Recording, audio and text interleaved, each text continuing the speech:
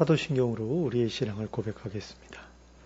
전능하사 천지를 만드신 하나님 아버지를 내가 믿사오며 그 외아들 우리 주 예수 그리스도를 믿사오니 이는 성령으로 잉태하사 동정녀 마리아에게 나시고 본디오 빌라도에게 고난을 받으사 십자가에 못 박혀 죽으시고 장사한 지 사흘 만에 죽은 자 가운데서 다시 살아나시며 하늘에 오르사 전능하신 하나님 우편에 앉아 계시다가 저리로서 산 자와 죽은 자를 심판하러 오시리라.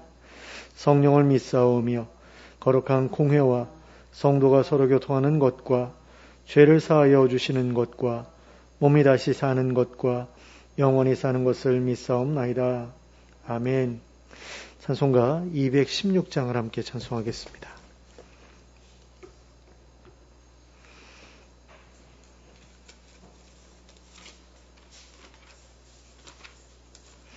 찬송가 216장입니다.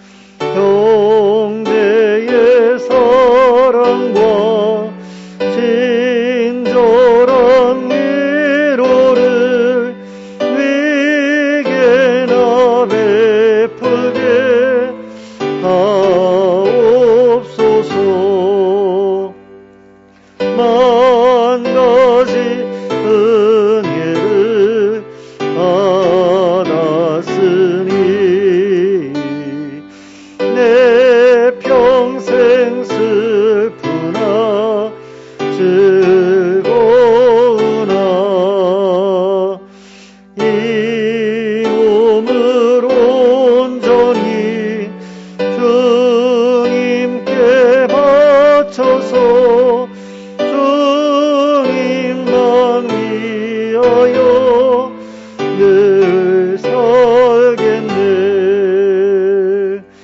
아멘.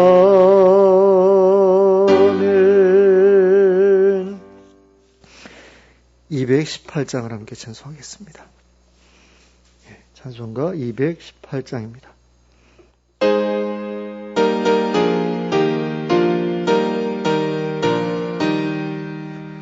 내 맘과 정성을 다하여서 주 너의 하나님을 사랑하라. 내 몸을 아끼고 사랑하듯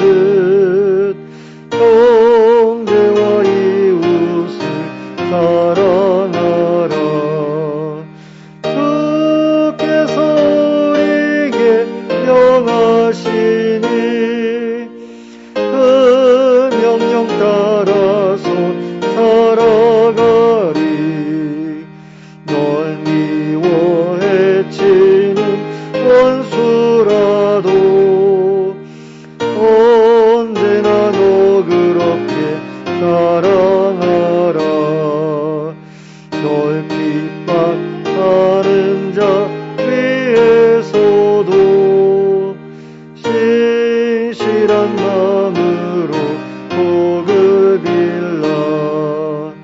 주께서 우리에게 명하시니 그 명령 따라서 살아가리.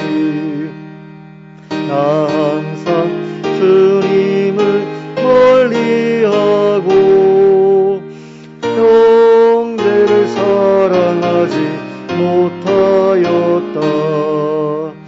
이러한 죄인을 사랑하사 주께서 몸버려 죽으셨다. 속죄의 큰 사랑 받은 이 몸 내 생명 다 바쳐 충성하리. 아멘. 하나님의 말씀 함께 보시겠습니다. 누가복음 9장 10절부터 17절까지 말씀입니다. 누가복음 9장 10절부터 17절까지를 함께 합독하도록 하겠습니다. 시작. 사도들이 돌아와 자기들이 행한 모든 것을 예수께 여쭈니 데리시고 따로 벳세다라는 고을로 떠나가셨으나 무리가 알고 따라왔거늘 예수께서 그들을 영접하사 하나님 나라의 일을 이야기하시며 병 고칠 자들은 고치시더라. 날이 저물어 가매 12 사도가 나와 여짜오되 무리를 보내어 두루 마을과 촌으로 가서 유하며 먹을 것을 얻게 하소서. 우리가 있는 여기는 빈들이니이다.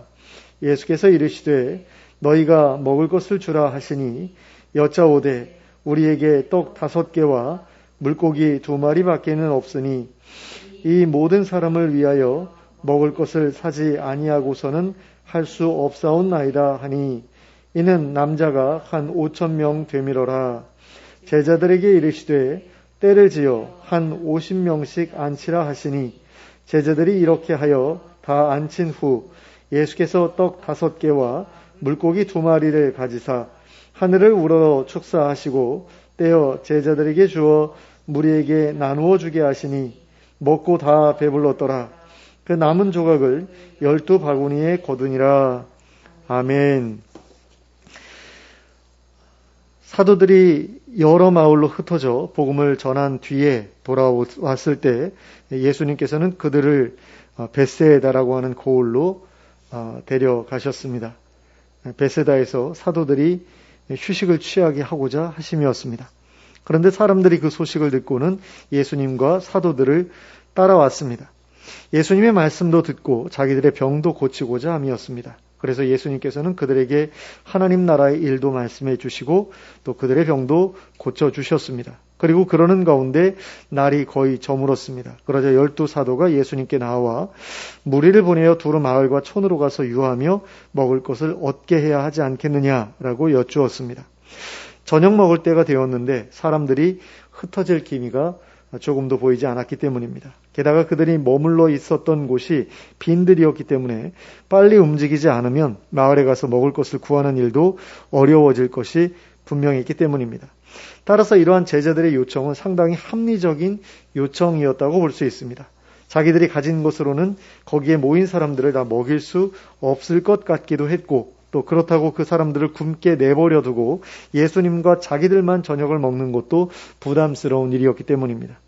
그래서 그들로서는 자기들이 생각하기에 가장 합리적인 해결책을 예수님께 가지고 왔다고 할 수 있었습니다. 그런데 예수님께서는 사도들이 가져온 해결책에 동의하지 않으셨습니다. 예수님께서는 사도들을 향해 너희가 먹을 것을 주라고 하셨습니다. 예수님의 이 말씀은 그 많은 무리들을 먹일 수 있을 만한 양식이 사도들에게 있을 거라고 생각하셔서 하신 말씀이 아니었습니다. 당시에 사도들에게는 떡 5개와 물고기 2마리밖에 없었습니다. 그리고 그것은 예수님과 제자들이 함께 나누어 먹기에도 넉넉하지 않은 분량이었습니다. 그러므로 사도들은 사람들로 하여금 마을에 가서 저녁 식사를 하도록 흩어보낸 후에 자기들도 마을에 가서 부족한 음식을 마련해 오려고 했을지도 모릅니다. 그리고 어쩌면 예수님께서도 그 사정을 알고 계셨을 수도 있습니다. 그럼에도 불구하고 예수님께서 사도들을 향해 너희가 먹을 것을 주라고 말씀하셨던 이유는 아무리 적은 음식을 가지고 있다고 하더라도 그 자리에 있는 모두가 함께 공평하게 나누어 먹는 것이 하나님 나라의 원리에 합당한 일이라고 생각하셨기 때문이었습니다. 그리고 예수님께서 그렇게 말씀하시는 것을 들었을 때 사도들이 생각했던 두 번째 해결책은 그들이 마을에 가서 모든 사람들이 함께 먹을 수 있는 음식을 마련해서 돌아오는 것이었습니다. 그리고 13절에 기록된 뉘앙스를 보면 그렇게 하는 것은 사도들에게도 불가능하거나 부담스러운 일이었음에 틀림이 없다는 사실을 알 수 있습니다. 왜냐하면 그 장소에 모여있던 사람들의 숫자가 남자만 5,000명에 육박하는 수준이었기 때문입니다. 그러므로 그 자리에 있었던 여자들과 아이들까지 고려한다면 그 자리에는 적어도 10,000명에서 15,000명 정도 되는 사람들이 모여 있었을 것입니다. 그런데 그 많은 사람들에게 식사 한 끼를 대접한다라고 했을 때 1인당 5,000원으로 잡고 거기에 있던 사람들이 10,000명이었다라고 한다면 5천만 원 정도가 필요했다고 할 수 있습니다. 그런데 사도들에게 무슨 돈이 있어서 곧바로 5천만 원을 마련해서 사람들을 대접할 수 있었겠습니까? 당시의 돈으로 계산해 보면 오늘날의 5천만 원은 그 당시에 500데나리온 정도 된다라고 우리가 생각해 볼 수 있거든요. 그런데 그 정도면 굉장히 많은 돈이었던 거죠. 그러니까 한 여인이 그 향유가 들어있는 옥합을 깨뜨렸잖아요. 그래가지고 예수님께 붓지 않습니까? 그때 이제 가룟 유다가 그걸 300데나리온에 팔아가지고 가난한 사람 나눠줬으면 정말 좋았겠다. 얼마나 많은 사람들을 도와줄 수 있었겠느냐. 뭐 이런 식으로 이야기를 하잖아요.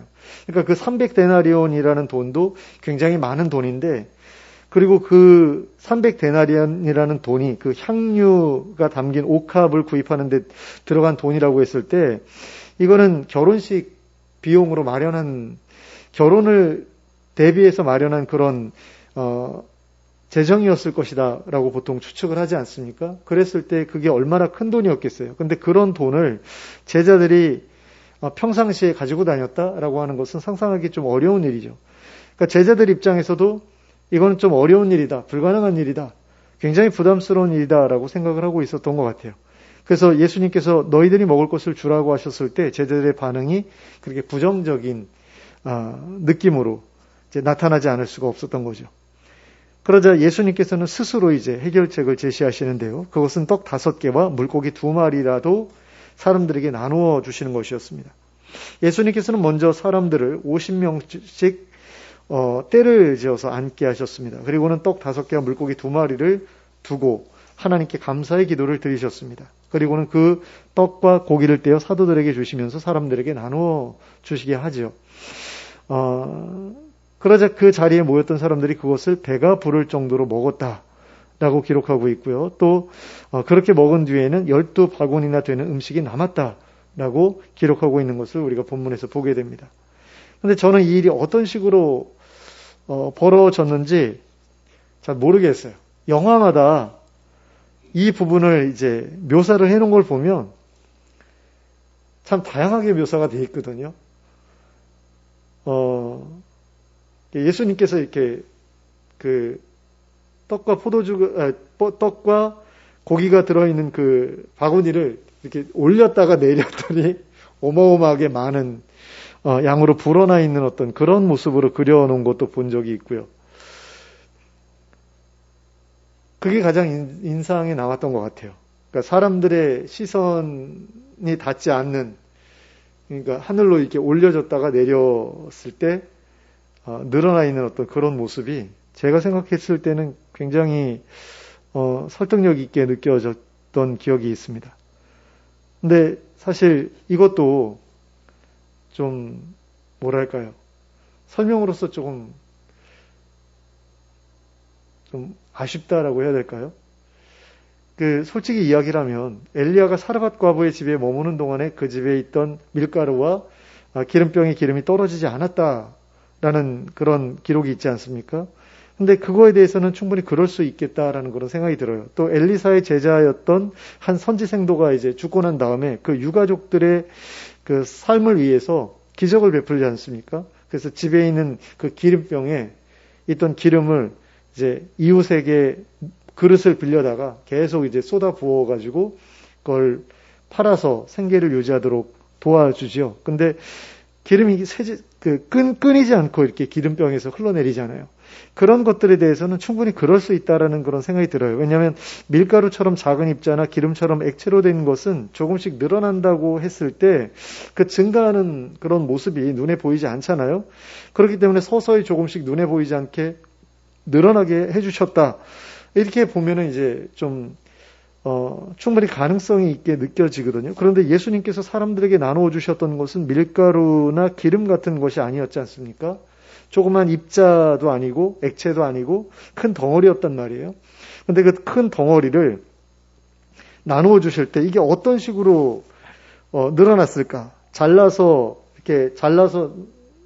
이렇게 옆에 있는 바구니에 놓으면 그 사이에 하나로 다시 이렇게 원래대로 늘어나 있었을까? 아니면 나누어 주시는 동안에 계속해서 여기서 화수분처럼 이렇게 튀어나왔을까? 어떤 모습으로 이렇게 늘어났는지는 도저히 우리가 생각하기가 참 어려운 것 같아요.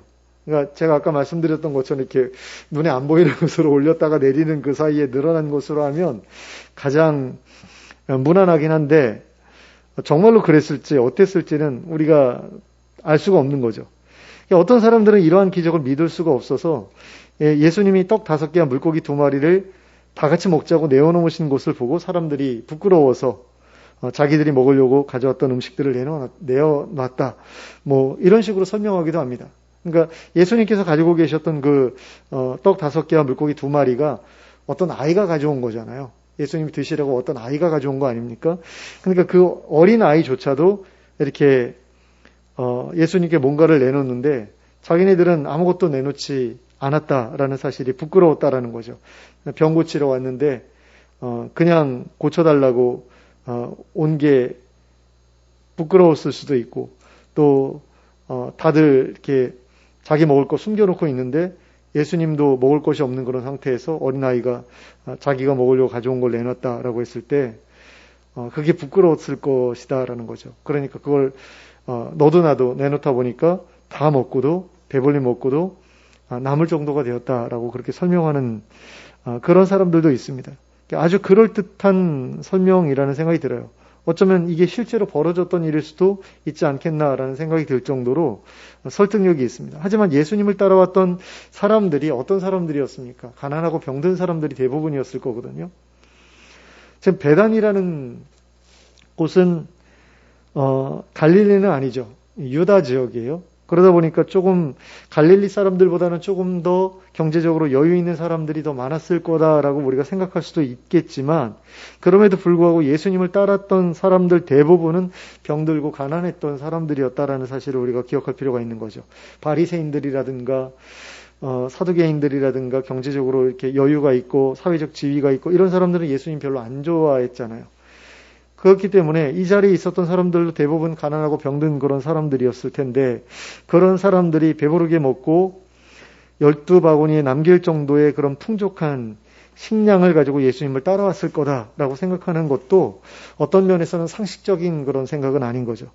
게다가 이 사건은 누가복음에만 기록되어 있는 사건이 아니고 마태복음, 마가복음, 요한복음 모든 곳에 사복음서 모든 곳에 이 사건이 기록되어 있어요. 사복음서 모두가 이 사건을 증언하고 있다라는 거죠. 그렇다고 한다면 우리가 이 사건을 기록된 그대로 믿지 못할 이유가 없는 거죠. 모든 증인들이 각각 다른 책에서 똑같은 그런 이야기를 하고 있다라고 했을 때 이건 거짓이야라고 말하기가 좀 어렵다라는 겁니다. 사복음서마다 조금씩 상충되는 그런 기록들이 있어요. 이걸 우리가 사복음서 문제라고 이야기를 하거든요. 신학교에 다니면서 이제 배우는 그 내용 가운데 하나예요. 그래서 복음서 간에 약간 차이가 있는 이 문제를 어떻게 해결할 것인가 가지고 고민하는 그런 숙제를 했던 기억이 있습니다. 근데 이거는 모든 복음서에서 똑같이 이야기하고 있는 거기 때문에 그냥 받아들여도 사실 문제가 되지 않는다라는 거죠. 그러니까 믿어지지 않기 때문에 믿지 못하는 거지 증언의 신빙성이 없어서 믿지 못하는 건 아니라는 거죠. 그러니까 떡 5개와 물고기 2마리로 수많은 사람들을 배부르게 먹이고도 남은 것이 더 많았던 이것은 참으로 예수님께서 친히 행하신 기적이었다라는 겁니다. 어떤 믿지 않는 사람들이 그 사건을 사람들의 자발적인 헌신으로 이루어진 일이었다라고 폄하한다고 하더라도 그 일을 주도하셨던 것이 예수님이라는 사실은 변하지 않습니다. 그리고 세상의 그 어떤 지도자도 그렇게 수많은 사람들로 하여금 자신이 먹으려고 챙겨놓았던 것을 자발적으로 내어놓아 다른 사람들과 함께 배불리 먹게 했던 그런 사례가 없습니다. 그러니까 예수님께서 유일하시고 예수님께서 다른 사례가 있다라고 하더라도 예수님께서 최초로 이 일을 행하셨다라는 거죠. 그런 점에서 이 일에 대한 공로를 모두 다 예수님한테 돌리더라도 아무 문제가 되지 않습니다. 이 일이 사람들의 자발적인 헌신으로 이루어진 일이었다고 하더라도 그들의 자발적인 헌신을 불러일으키신 것은 분명히 예수님이 행하신 기적이었다라는 거죠. 그렇다고 했을 때 이 사건에서 가장 중요한 것은 무엇인가 하면 예수님께서 이 일을 행하신 목적이 과연 무엇이었을까라는 것이라고 할 수 있습니다. 이 일을 예수님께서 행하신 기적이라고 했을 때 그 기적은 분명 하나님 나라의 표적으로서 행하신 기적이라고 보는 것이 가장 합당한 해석이거든요. 그런 점에서 예수님께서 이 사건을 통해 보여주고자 하셨던 것은 모든 것을 함께 나누는 것이야말로 하나님 나라의 원리라는 것이다 라고 할 수 있습니다. 하나님 나라는 모든 백성들이 모든 것을 함께 나누고 함께 누리며 살아가는 공동체입니다. 콩 한 조각이라도 함께 나누어 먹는 공동체성이 그 나라의 아주 중요한 특징이고 원리라고 할 수 있습니다. 그런 이유로 예수님께서는 사도들이 사람들로 하여금 각자 알아서 먹을 것을 챙겨 먹도록 하자는 요청을 했을 때 그것에 반대하셨던 것이었습니다. 사도들의 말대로 했으면 돈을 가지고 온 사람들은 저녁을 먹었겠지만 돈을 가지고 오지 않았던 사람들은 굶었을 것이 분명하기 때문입니다. 그리고 그렇게 되면 그 사건은 예수님께서 함께 하신다고 하더라도 돈 있는 사람은 배부르지만 돈 없는 사람은 굶는다는 것을 보여주는 증거로 남아버렸을 것이기 때문입니다. 그러나 하나님의 나라는 귀신 들린 자도 병든 자도 장애인도 없는 나라이면서 동시에 가난한 자도 굶주린 자도 없는 나라입니다. 그러므로 예수님께서 보여주셔야 했던 표적은 귀신이 쫓겨나가고 질병이 쫓겨나가는 표적만이 아니라 굶주림이 해결되는 표적까지 포함되는 것이어야 했습니다. 그래서 예수님께서는 그 표적을 보여주시기 위해 이러한 기적을 행하신 것이었다라는 거죠. 예수님은 그 표적을 위해 자신이 가진 먹을 것을 먼저 사람들에게 내어놓으셨습니다. 그리고 그러한 내어놓음에 대해서 하나님께서 기적을 베풀어 주셨던 거죠. 사도들과 먹기에도 빠듯해 보였던 그 음식이 그곳에 모였던 모든 이들이 함께 먹을 만한 양으로 불어났던 겁니다. 예수님께서 우리에게 원하시는 것도 이처럼 다른 이들과 함께 나누어 먹기 위해서 자신의 먹을 것을 내어놓는 일이라고 할 수 있습니다. 예수님께서 사도들에게 주셨던 명령, 즉 너희가 먹을 것을 주라는 명령은 모든 믿는 사람들에게 요구하시는 명령입니다. 그리고 이 명령을 통해서 예수님께서 기대하시는 것은 바로 하나님 나라의 표적이 이루어지는 것입니다. 예수님께서는 우리를 통해서 누구도 굶주리지 않고 모두가 배부르게 먹을 수 있는 하나님 나라의 표적이 나타나기를 기대하십니다. 사실 우리가 내어놓는 떡 5개와 물고기 5마리가 정말로 수천 명을 먹일 수 있을 만한 양으로 불어날 수 있을지 그것은 알 수 없는 일입니다. 우리는 예수님이 아니기 때문이죠. 예수님이 그렇게 하셨을 때 그것이 어마어마한 숫자로 불어났다고 해서 우리가 똑같이 따라하니까 똑같이 될 거다라고 믿는 것은 조금 단순한 그런 생각이죠. 그러나 우리에게 그러한 나눔이 필요한 이유는 우리가 하나님 나라의 백성이기 때문입니다. 하나님 나라에서 살아가게 될 사람들이기 때문이죠. 그러한 나눔이 가능한 사람이라는 증거가 우리에게 있어야 하기 때문입니다. 다른 사람들이 굶고 있는데도 나와 내 가족들만 굶주리지 않으면 괜찮다고 하는 사람들에게는 하나님 나라가 허락되지 않을 것이기 때문에 그렇습니다. 저에게는 참으로 걱정되는 일이 한 가지가 있는데요. 그것이 무엇인가 하면 기후위기가 점점 더 악화되다가 그것이 결국에는 식량위기로 이어지게 될 가능성이 점점 더 높아지고 있다는 것입니다. 사피엔스의 저자 유발 하라니는 인류가 멸종하기까지 300년 정도밖에 남지 않았다라고 이야기를 하는데요. 최재천 교수라는 분은 그보다 더 빨리 멸종할 수도 있다라고 이야기를 하고 있습니다. 이번 세기 안에 멸종할 수도 있겠다라고 이야기를 하는데, 이 학자들이 이러한 이야기를 하고 있는 이유가 무엇인가 하면 지구 온난화로 인해서 동물들이 계속해서 멸종하고 있기 때문입니다. 그리고 이 동물들만 멸종할 뿐만 아니라 곤충들도 멸종해 가고 있고 식물들도 멸종해 가고 있거든요. 특별히 꿀벌들의 개체수가 줄어들면서 식물들이 많이들 이렇게 멸종하고 있다고 그렇게 이야기를 해요. 그리고 그렇게 생태계의 멸종이 점점 더 진행되다가 결국 우리 인류의 먹거리들마저도 하나씩 멸종하게 된다면 나중에는 먹을 것이 없어서 서로 싸우게 되는, 전쟁이 벌어지는 그런 일들이 벌어지게 될 거다라는 거죠. 그래서 결국에는 기아와 기근과 전쟁으로 인해서 인류가 멸종하게 될 가능성이 높다라는 것이 학자들의 이야기입니다. 그런데 그런 상황이 벌어지게 된다면 우리 믿는 사람들은 과연 어떻게 해야 하겠습니까? 어떻게 해서든 먹을 것을 마련해서 우리 가족들만이라도 굶주리지 않게 하고 다른 사람들은 나몰라라 해야 하겠습니까? 아니면 모두가 함께 먹을 것을 공평하게 먹다가 먹을 것이 떨어지면 다 같이 함께 굶어 죽어야 되겠습니까? 아니면 가족들을 살리기 위해서 다른 사람들을 잡아먹더라도 생명을 이어나가도록 해야 하겠습니까? 구약 성경에 기록된 내용을 보면 전쟁과 기근으로 굶주림에 고통받던 이스라엘 백성들이 서로의 자식들을 바꾸어 잡아먹기까지 했다는 기록들이 심심치 않게 나오는 것을 볼 수 있습니다. 굉장히 자주 등장해요. 전쟁이 벌어졌는데 적군이 성 주위를 포위했어요. 그랬더니 성 내에 먹을 것이 떨어지죠. 그랬더니 자식들을 서로 잡아먹는 거죠. 오늘은 네 새끼를 잡아먹고 다음 날은 내 새끼를 잡아먹자. 그래 놓고서 자기 새끼는 감추고.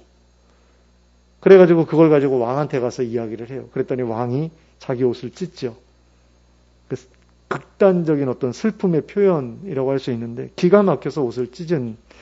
근데 그런 일들이 구약시대 때 실제로 있었다라는 거죠. 이걸 지어낸 이야기다라고 말할 수는 없는 거잖아요.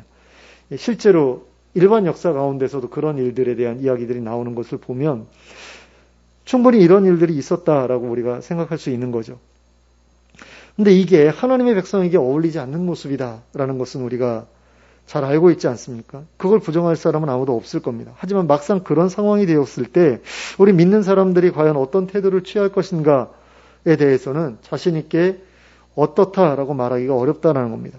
초기 기독교의 교인들이었다면 아마도 자신이 먹으려고 했던 것까지도 다른 사람들에게 양보하고 가장 먼저 굶어 죽는 것을 선택했을지도 모르겠어요. 초기 기독교의 교인들은 정말 그렇게 살았습니다. 이 사람들은 예수님의 재림이 임박했다, 얼마 남지 않았다라고 믿었거든요. 그러니까 종말 신앙을 가지고 살았던 사람들이에요. 적어도 이 종말 신앙이 300년, AD 300년까지는 지속이 됩니다. 그래서 300년까지는 어마어마한 기독교인들이 순교를 전혀 두려워하지 않고 믿음을 고백을 해요. 그러니까 내가 기독교인이야라는 게 드러나면 죽을 수도 있는 상황인데도 예수님을 믿어요.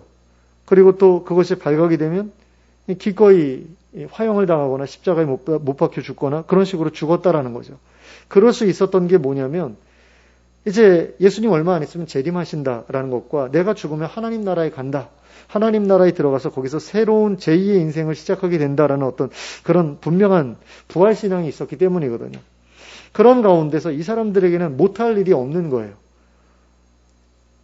죽음이 두렵지가 않은 거죠. 죽은 다음에 더 좋은 삶이 나에게 주어질 것이라고 믿기 때문에 이 사람들은 이 땅에서 굶어 죽는 것도 거리낄 일이 아니었던 거예요. 화형당해 죽는 것도 거리낄 일이 아니었던 거고. 그러니까 세상이 감당할 수 없는 사람들이었다라는 거죠. 그런데 이게 콘스탄틴 이후로 AD 400년에 접어들면서부터 이상하게 바뀌어지게 됩니다. 그러니까 이 땅에서 성공하는 것, 잘 먹고 잘 사는 게 기독교인들의 어떤 그 복받은 증거라고 생각하는 어떤 그런 경향성이 점점 더 편만해지게 되죠. 왜냐하면 로마가 기독교 국가가 되잖아요. 그러니까 기독교 국가는 하나님 나라거든요. 그 사람들 머리에서. 근데 그 하나님 나라에서 잘 되는 것이 이 세상을 떠난 가운데에서 이렇게 새로운 인생을 누리게 되는 어떤 그런 것이라기보다는 이 땅에서 누리는 어떤 것이 되어버린 거예요. 왜냐하면 이 땅이 하나님 나라가 되어버렸으니까. 이 땅의 모든 그 사람들이 기독교인이 되었기 때문에 죽음 이후까지 생각할 필요가 없는 거죠. 이 땅에서 내가 잘 먹고 잘 살고 잘 되는 게 하나님 나라에서 복받은 것과 동일시가 되다 보니까 죽음에 대해서 다르게 생각하게 된 거죠. 그런 것이 지금까지 계속해서 이어져 내려왔기 때문에 오늘날의 기독교인들, 오늘날의 교인들이라고 했을 때 이 사람들이 과연 초대 기독교인들처럼, 초기의 기독교인들처럼 그와 같은 선택을 할 것인가? 이런 질문을 던졌을 때 아닐 것 같다라는 그런 생각이 든다라는 거죠. 오늘날의 교인들은 내가 어떻게든 살아남아야 나중에라도 살아남은 다른 불신자들에게 복음을 전하지 않겠냐? 라고 생각하면서 다른 사람들의 것을 빼앗아서라도 자신의 굶주림을 해결할 것 같다라는 그런 생각이 들어요. 너무 비관적이죠. 어떻게 생각하면.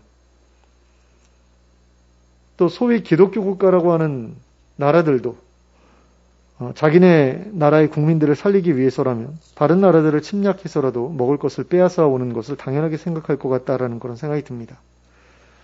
기독교 국가라는 이름을 붙일 만한 나라가 사실 지금은 없지만 그래도 기독교라는 배경을 가지고 있는 여러 국가들이 있는데 그 나라들이 얼마나 이기적으로 다른 나라들을 침략하고 그들을 착취하고 있는가 하는 것을 생각해 보면 솔직히 기대할 것이 별로 없다는 생각이 들어요. 미국 같은 경우를 봐도 땅을 차지하기 위해서 또는 금을 차지하기 위해서 선주민들을 엄청나게 학살을 하지 않습니까? 그래 놓고도 이 땅에 보내주신 것을 감사합니다 그러면서 추수감사절을 지키잖아요. 하나님께 그걸 감사드리지 않습니까? 원주민들 죽여놓고 그 사람들 땅 빼앗아 놓고 거기서 잘 먹고 잘 살게 됐다고 하나님께 감사하고 이게 기독교의 어떤 그런 모습이 되어버렸다라는 거죠. 하지만 예수님께서 우리들에게 보여주셨던 본은 내가 먹기에 빠듯한 것까지도 다른 사람들과 함께 나누기 위해 내어놓는 일이었다. 라는 겁니다. 그리고 그것이야말로 다 같이 굶주릴 만한 상황 속에서도 하나님 나라의 백성으로서 선택해야 될 태도다라는 거죠. 그리고 예수님께서는 그러한 헌신이 마중물이 되어 많은 이들을 굶주림에서 구원하게 할 수도 있다는 사실을 우리에게 친히 보여주셨습니다. 물론 앞서 말씀드린 것처럼 우리의 헌신이 반드시 이와 같은 기적으로 마무리되지 않을 수도 있습니다. 우리의 헌신에도 불구하고 여전히 우리 모두가 부족한 음식으로 인해서 힘든 상황이 계속 이어지게 될 수도 있다라는 겁니다. 그러다가 결국에는 모두 다 같이 굶어 죽는 상황에 처하게 될 수도 있습니다. 인류가 멸종하게 될 그런 위기가 닥치면 아무리 조그마한 것까지도 나누어 먹는다 하더라도 결국에는 다 같이 굶어 죽는 그런 상황이 올 수 있다라는 거죠. 그 전에 정말로 휴가라는 거 있어가지고 이렇게 공중으로 들림받고 이렇게 된다면 좋겠지만 그런 게 그 휴가라는 게 정말로 그 문자 그대로 받아들일 만한 어떤 그런 것이 아니라 어떤 다른 신학적인 의미를 가지고 있는 것이다라고 한다면 결국에는 온 인류가 멸종되는 그런 상황까지 살아남아 있었던 사람들은 참 고통스러운 마지막을 맞이할 수밖에 없을 거라는 거죠.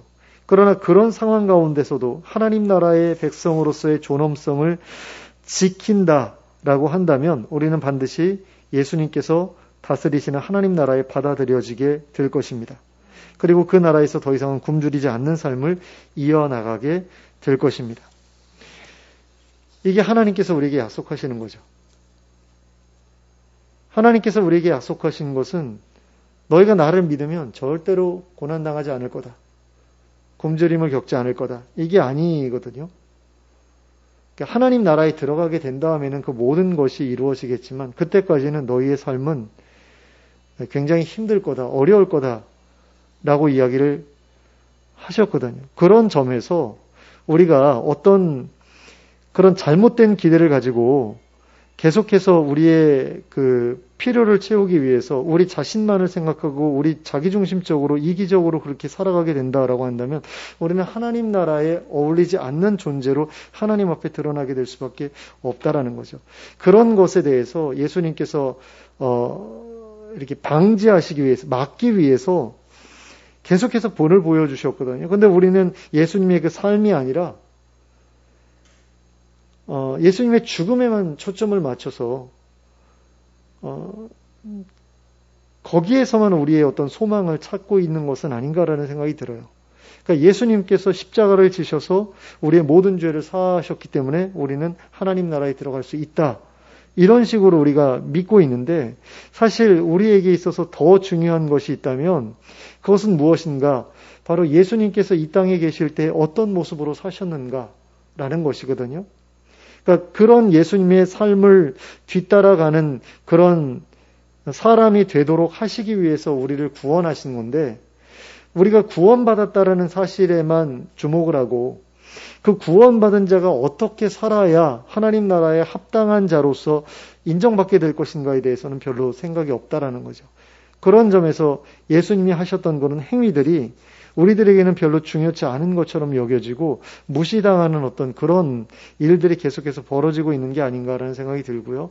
그런 점에서 예수님께서 살아계시는 동안에 제자들과 함께 다니시면서 하셨던 많은 일들에 우리가 주목할 필요가 있고 그것을 내가 어떻게 삶으로 실천하고 따라갈 것인가를 고민하는 게 필요한데 그중에 오늘 본문이 보여주고 있는 이것이 우리에게 있어서 진짜로 중요한 그런 교훈이다라는 거죠. 본이다라는 거죠. 그러니까 예수님께서 보여주신 본 가운데 먹는 것과 관련된 본이 굉장히 많은 것 같아요. 성경에 보면. 그래서 두드러진 것 중에 하나가 뭐냐면 죄인들과 세리들하고 같이 어울려서 식사하셨던 것. 이게 어떤 그 사람과 사람 사이에 놓여졌던 벽을 허무는 그런 행위였잖아요. 이런 식으로 먹을 것을 통해서 사람과 사람 사이에 있는 어떤 차등이라든가 차별이라든가 이런 것들을 허무시는 그런 일을 하셨는데 오늘 우리가 읽은 본문에 있는 것도 있는 자들과 없는 사람들 사이에 있는 어떤 그런 것들을 그런 차등을 허무신 일을 지금 우리에게 보여주신 거거든요. 그런 가운데서 하나님 나라는 모든 사람들이 가진 자나 못 가진 자나 전혀 차등 없이 함께 배불리 먹을 수 있는 곳이다라는 것을 우리에게 보여주셨는데 우리가 그것을 우리의 삶 속에서 구현하고 이 땅에서부터 실천하지 않으면 우리가 과연 하나님 나라에 어울리는 사람이다. 우리가 하나님 나라에 어울리게 준비되었다라고 말할 수 있겠느냐라는 겁니다. 그렇게 말할 수가 없잖아요. 근데 그럼에도 불구하고 나는 하나님 나라에 가겠다? 이건 아닌 거죠. 모든 사람들이 굶주리고 그래서 굶어 죽을 수밖에 없는 상황이 되었을 때 나는 어떻게 해서든 살아남아야 되겠다. 그래가지고 다른 사람들 먹을 것까지도 빼앗고 그리고 숨기고 자기 혼자만 먹고 다른 사람들 다 굶어 죽도록 내버려두고 나 혼자 살아남는다라고 했을 때 그 사람이 과연 하나님 나라에 어울리는 사람이겠느냐? 아니다라는 거죠. 근데 사도들이 얘기했던 게 어떤 면에서는 그런 이야기일 수도 있다라는 거죠. 우린 먹을 게 있어요. 빵 5개하고 떡 5개하고 물고기 2마리가 있습니다. 우린 먹을 게 있어요. 근데 쟤네들은 모르겠다라는 거죠. 니들이 알아서 하라는 거죠. 근데 무작정 따라오느라고 먹을 거 못 가져온 사람들도 있을 거고 돈도 없는 사람도 있을 거고 그 사람들 어떻게 하라는 거예요? 그 사람들을 내버려 두는 게 하나님 나라입니까?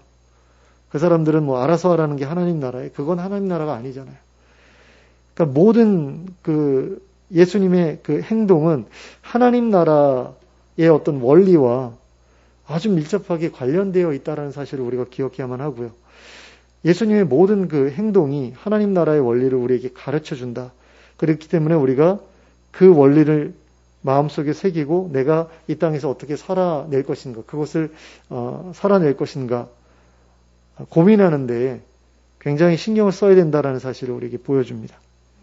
그런 거 전혀 개의치 않고 뭐 교회 열심히 나가서 예배 열심히 드리고 그 다음에 뭐 헌금 열심히 하고 뭐 교회 봉사 열심히 했으면 나는 하나님 나라에 합당한 어떤 준비를 다 갖췄다. 이렇게 얘기하는 건 이건 너무 하나님 나라 복음을 우습게 하는 거죠. 그러니까 우리가 절대로 그런 식으로 간단하게 생각하지 않았으면 좋겠습니다. 그래서 정말 하나님 나라가 어떤 곳인지에 대한 분명한 비전을 예수님의 그 사역을 통해서 또 행동을 통해서 우리가 좀 깨달았으면 좋겠습니다. 그래서 그것을 우리가 소망으로 품고 하나님 나라의 그 백성다운 모습으로 준비하기 위해서 내가 어떻게 살아야 될 것인가를 계속해서 고민하셨으면 좋겠고, 그런 가운데 오늘 본문이 우리에게 가르쳐 주는 것처럼 그 나눔의 헌신을 통해서 하나님 나라의 표적을 세상에 보여주겠다라는 그런 마음가짐을 가지고 이 세상의 삶을 살아냈으면 좋겠고요. 그럼으로써 정말 많은 사람에게 하나님 나라가 어떤 곳인지를 우리의 삶을 통해서 보여주는 우리 모두가 될 수 있었으면 좋겠습니다. 네, 이것을 위해서 함께 노력하는 우리가 될 수 있기를 바랍니다. 기도하겠습니다. 사랑의 하나님 아버지, 예수님께서 너희가 먹을 것을 주라고 말씀하셨던 그 상황을 우리가 마음속에 품을 수 있기를 원합니다. 많은 사람들이 굶주리고 있는 가운데 어떤 사람들은 돈이 있어서 먹을 것을 마련할 수 있지만 어떤 사람들은 돈이 없어서 먹을 것을 마련하기 힘든 그런 가운데 있었던 그 상황 속에서 각자 도생하라고, 니들끼리 알아서 하라고 그렇게 말하는 것이 얼마나 무책임한 일이었는지를 우리로 생각하게 하시길 원합니다. 그리고 예수님께서 거기에서 내리셨던 결단이 얼마나 하나님 나라의 그 원리에 합당한 일이었는지를 우리로 깨닫게 하시길 원합니다.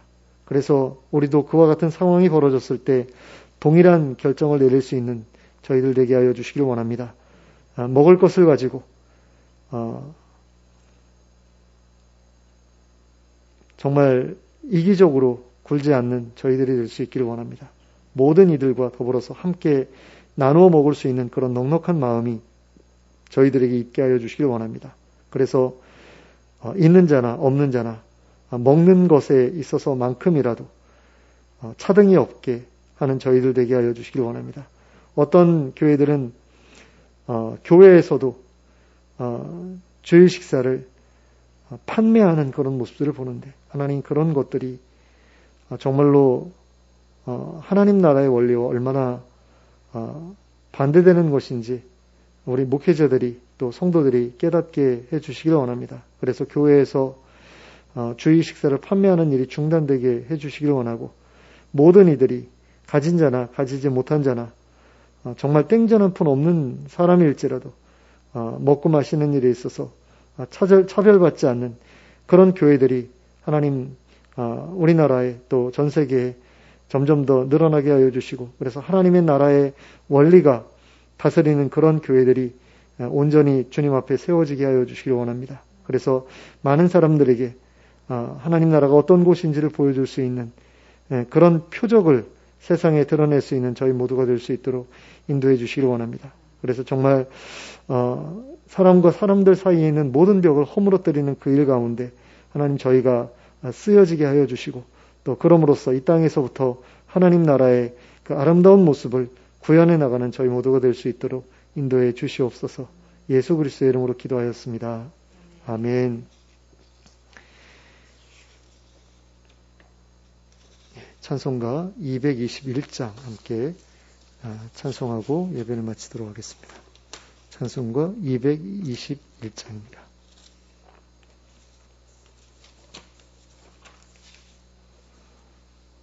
221장 함께 찬송합니다.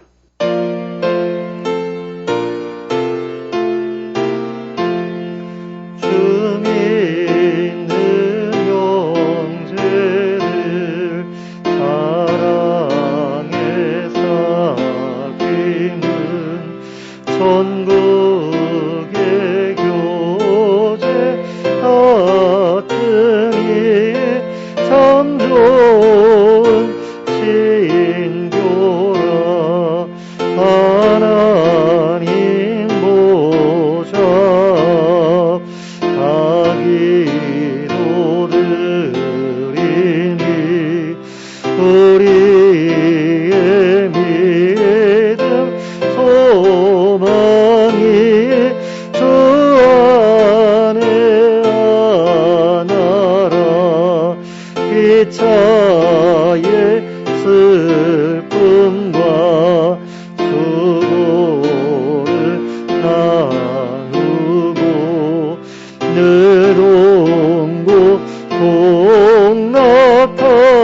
동락하면서 참 사랑 나누네. 또 이별할 때에 맘 비록 슬퍼도 그 안에 교제하면서 또다시 만나리. 아멘. 주님 가르쳐 주신 기도로 예배를 마치겠습니다. 하늘에 계신 우리 아버지여, 이름이 거룩히 여김을 받으시오며 나라가 임하시오며 뜻이 하늘에서 이루어진 것 같이 땅에서도 이루어지이다.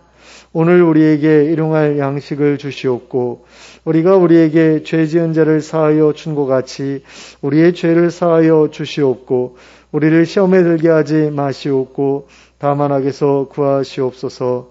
나라와 권세와 영광이 아버지께 영원히 있사옵나이다. 아멘.